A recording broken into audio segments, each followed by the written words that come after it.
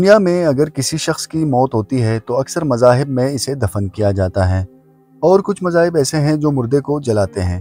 لیکن کیا آپ کو معلوم ہے کہ دنیا میں ایک ایسی جگہ بھی ہے جہاں پر لوگ درختوں میں قبریں بناتے ہیں؟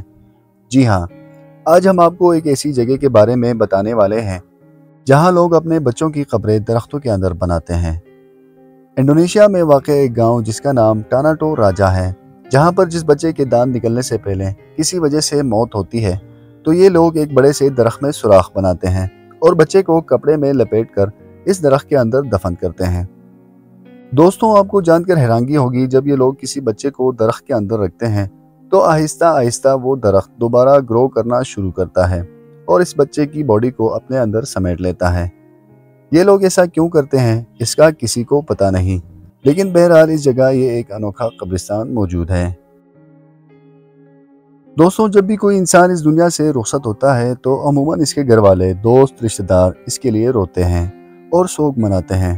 حتیٰ کہ ہمارے ہاں تو کئی دنوں تک لوگ مردے کے افسوس کے لیے روزانہ اس کے گھر آتے ہیں۔ لیکن کیا آپ جانتے ہیں کہ UK دنیا کا وہ واحد ملک ہے جہاں پر لوگ کسی شخص کی فوتگی پر رونے اور افسوس کرنے والے بندوں کو باقاعدہ کرائے پر ہائر کرتے ہیں۔ اس سروس کو رینٹ اے مورنر کا نام دیا ہے۔